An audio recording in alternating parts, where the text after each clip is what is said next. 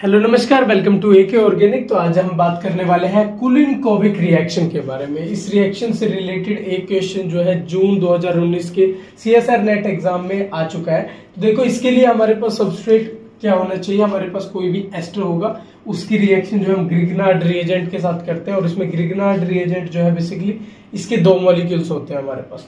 और ये जो ग्रिग्नार्ड रिएजेंट है, इसके पास बीटा हाइड्रोजन एटम होना चाहिए। ठीक है, हम देखेंगे कि क्यों होना चाहिए। देन इनकी ट्रीटमेंट हम एक लुईस एसिड से कराते हैं। यूजुअली हम लेके चलते हैं टाइटेनियम आइसोप्रोपोक्साइड, या फिर इसे बोल सकते हो आप टाइटेनियम टेट्रा आइसोप्रोपोक्साइड। ठीक है, देन जो है फाइनली हम हाइड्रोलिसिस करके और ये साइक्लोप्रोपेनॉल टाइप के डेरिवेटिव हम निकाल लेते हैं। ठीक है, अब एग्जाम्पल के लिए देखो कि R मान लिया हमने CH3 ग्रुप है, यहाँ C डबल बॉन्ड OET, और दो मॉलिक्यूल हमने मान लिया इथाइल मैग्नीशियम ब्रोमाइड के। ठीक है, तो देखो यहाँ पर बीटा हाइड्रोजन तो है, ये अल्फा कार्बन है, ये बीटा कार्बन है, सो बीटा हाइड्रोजन है, और दो मॉलिक्यूल इसके हम ले रहे हैं titanium isopropoxide. After hydrolysis we are getting this product. ठीक है, अब प्रोडक्ट को अगर आपको डायरेक्ट फाइंड आउट करना हो कि क्या प्रोडक्ट बन रहा है, तो आप क्या करो, जैसे यहाँ R1 कोई भी ग्रुप हो सकता है, आप पहले ये ग्रिग्नार्ड रिएजेंट ड्रॉ कर लो। जैसे ये R1 है, ये मैग्नीशियम हैलाइड हमारे पास हो गया। ठीक है, तो एक काम करो, इस बॉन्ड को ब्रेक करो और यहां पर एक साइक्लोप्रोपेन रिंग ड्रॉ कर लो। ठीक है, और इसमें प्रोडक्ट क्या बनता है, साइक्लोप्रोपेनॉल बनता है, तो ये एक OH लगा दो। अब यहां पर एक और सब्स्टिट्यूएंट हमें लगाना है, और वो सब्स्टिट्यूएंट कौन सा होता है, जो यहाँ ये जो एस्टर है इसके कार्बोनिल कार्बन के इस तरफ होता है, यानी कार्बोनिल कार्बन के इस तरफ जो भी R ग्रुप होगा उसे हम एज इट इज लगा देंगे। ठीक है, अब ये वाली रिएक्शन में देखो हमारे पास, देखो यही बना है, ये जो मैंने लिखा है R1 यानी ग्रिग्नार्ड रिएजेंट वाला पार्ट, देन ये 3 मेंबर्ड रिंग साइक्लोप्रोपेन रिंग, इससे OH अटैच और R अटैच। और इसमें एग्जांपल में देखो CO के साथ CH3 है, तो यहाँ पर आप CH3 लगा दो। ठीक है, अब ग्रिग्नार्ड में देखो ये R1 क्या था, बीटा पोजीशन पे कोई भी सब्स्टिट्यूएंट था ना, यहाँ पर देखो बीटा पोजीशन पे तो सिर्फ एक H अटैच है, CH2 और H करके आप लिख सकते हो इसे। तो यहाँ पर अगर आप H अटैच कर दोगे तो ये बन गया, तो इस रिएक्शन में हमारे पास ये प्रोडक्ट बन गया। तो अब इसके मैकेनिज्म को देख लेते हैं। देखो, एस्टर एज अ सबस्ट्रेट हमारे पास है, और हम इसकी treatment ethyl magnesium bromide and titanium आइसोप्रोपोक्साइड से कर रहे हैं। आफ्टर हाइड्रोलिसिस हमें साइक्लोप्रोपेनॉल डेरिवेटिव मिल रहा है। तो मैकेनिज्म को अगर हम इसके देखते हैं, तो इथाइल मैग्नीशियम ब्रोमाइड जो है सबसे पहले टाइटेनियम आइसोप्रोपोक्साइड के साथ रिएक्शन करेगा, और ये रिएक्शन क्या है, बेसिकली ये रिएक्शन है ट्रांसमेटलेशन रिएक्शन, यानी मेटल मेटल को रिप्लेस करेगा, ट्रांसमेटलेशन रिएक्शन। देखो यहां पर जो है कार्बन मैग्नीशियम बॉन्ड है, so basically carbon titanium bond हमारे पास बनने वाला है। सो आपको पता है कि कार्बन मैग्नीशियम बॉन्ड में, क्योंकि ये एक ऑर्गेनोमेटेलिक कंपाउंड है, कार्बन जो है हाईली इलेक्ट्रोनेगेटिव है, या ये बोल सकते हो मैग्नीशियम हाईली इलेक्ट्रोपॉजिटिव है, उस वजह से इसके ऊपर डेल्टा नेगेटिव, इसके ऊपर डेल्टा पॉजिटिव रहता है, और ये अटैक करेगा टाइटेनियम पे। ठीक है, सो बेसिकली ये वाला पार्ट टाइटेनियम पे अटैक करेगा, ये एक ग्रुप निकल जाएगा। ठीक है, O के साथ आइसोप्रोपाइल ग्रुप अटैच है, ये एक ग्रुप निकल जाएगा, और फिर सेकंड मॉलिक्यूल, क्योंकि दो मॉलिक्यूल ले रहे हैं ना, सेकंड मॉलिक्यूल भी ऐसे अटैक करेगा और दूसरा ग्रुप निकल जाएगा। बेसिकली दो हमारे पास ग्रुप इसके पास ये रह जाएंगे, और दो ग्रुप आ जाएंगे ये इथाइल, क्योंकि यहां से आए हैं। ठीक है, सो ये वाली स्पीशीज की जनरेशन बेसिकली हो जाती है। और जैसा कि मैंने बोला था कि ग्रिग्नार्ड रिएजेंट वो लेना है जिसके पास बीटा हाइड्रोजन एटम हो। क्यों लेना है, यहां पर रीजन देखो, अल्फा कार्बन ये है, बीटा कार्बन ये है, और इस बीटा कार्बन के पास CH2H ये हमारे पास है। सो बेसिकली यहां पर क्या होता है, मैं आपको बताऊं कि कार्बन हाइड्रोजन बॉन्ड, बेसिकली ये बॉन्ड इंटरेक्ट करती है इस टाइटेनियम मेटल के साथ, और यहां पर जो है 3 सेंटर 2 इलेक्ट्रॉन बॉन्ड भी बन जाते हैं। सो बेसिकली होने क्या वाला है कि इसकी इंटरेक्शन होती है इस कार्बन हाइड्रोजन बॉन्ड की टाइटेनियम के साथ, और यहां पर फाइनली क्या होता है कि इस बॉन्ड के इलेक्ट्रॉन जो है इस CH2 पे शिफ्ट होते हैं, और ये इलेक्ट्रॉन दोबारा से इस कार्बन पे अटैक करते हैं, और हमारे पास किस स्पीशीज की जनरेशन होती है।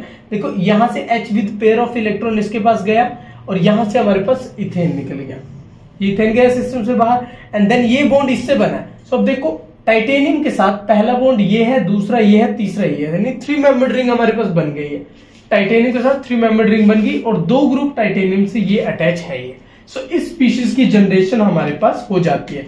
ये स्पीशीज क्या है हमारे पास, बेसिकली इंटरमीडिएट स्पीशीज बनती है जिसे हम ऑर्गेनोमेटेलिक स्पीशीज या ऑर्गेनोमेटेलिक कंपाउंड बोल देते हैं, और यहीं से हमारी जो है फर्दर कैटालिटिक साइकिल शुरू होने वाली है जिससे हमें फाइनल प्रोडक्ट मिलने वाला है और दोबारा से इसकी रीजनरेशन होने वाली है। तो देखो इसमें क्या होने वाला है, इसकी रिएक्शन, अब ये तो हमारे पास बन गया, अब हमारे पास सबस्ट्रेट क्या है, एस्टर, ये हमारे पास हमने इथाइल एसीटेट एस्टर ले रखा है। तो यहाँ पर क्या होने वाला है कि ये बॉन्ड के इलेक्ट्रॉन ना कार्बन टाइटेनियम बॉन्ड के इलेक्ट्रॉन यहाँ पर अटैक करते हैं इस कार्बोनिल कार्बन पे, और ऑब्वियसली इस बॉन्ड के इलेक्ट्रॉन यहाँ शिफ्ट होंगे, O नेगेटिव बनेगा। अब O नेगेटिव यहाँ पर अटैक करेगा, तो मैं डायरेक्ट दिखा देता हूँ, ये यहाँ पर अटैक करेगा और इस स्पीशीज की जनरेशन हो जाएगी।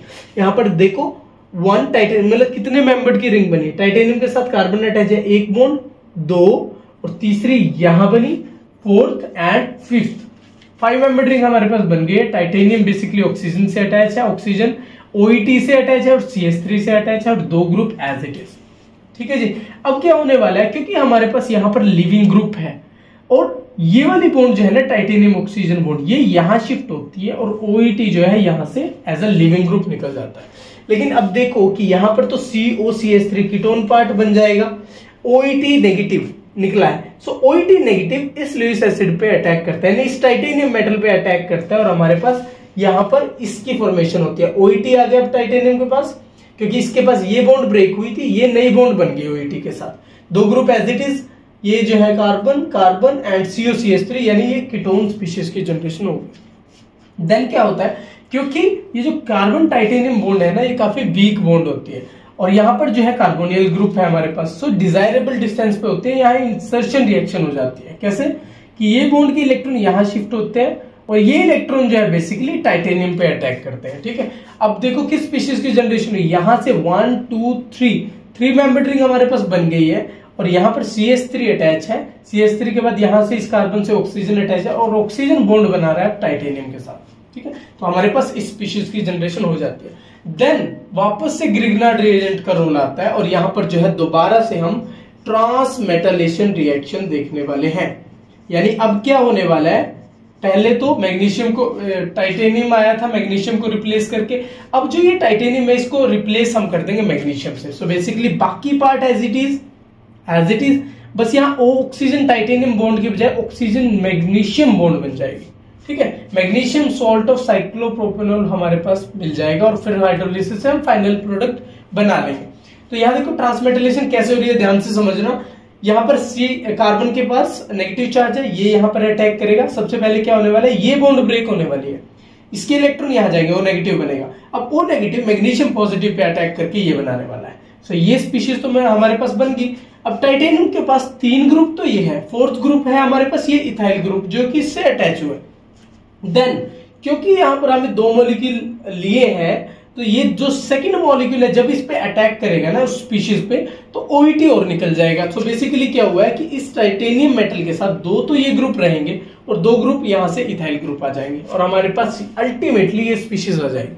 और आपको पता है जैसे ये स्पीशीज आई, यहाँ पर कार्बन हाइड्रोजन बॉन्ड जो इंटरेक्ट करता है टाइटेनियम के साथ और इथेन की स्पीशीज हमारे पास निकल जाती है और हमारे पास क्या बनने वाला है, ये इंटरमीडिएट स्पीशीज बनने वाली है और जो है इसे हम टाइटेना साइक्लोप्रोपेन भी बोलते हैं। ठीक है, titana cyclopropane species basically organometallic compound या organometallic species as an intermediate बनती है और दोबारा से फिर ये कैटालिटिक साइकिल यहां तक पहुंचती है। तो ऐसे कैटालिटिक साइकिल चलती रहती है।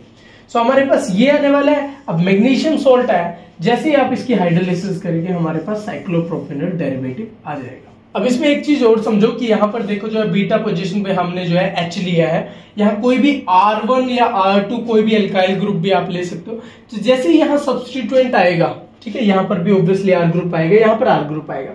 सो कार्बन टाइटेनियम बॉन्ड जो है इस साइड से ब्रेक होगा या इस साइड से, ऑब्वियसली कार्बन के पास जो है नेगेटिव चार्ज आने वाला है और आप देखोगे जो हाईली सब्स्टिट्यूटेड कार्बन होगा उस पर नेगेटिव चार्ज कम स्टेबल होता है।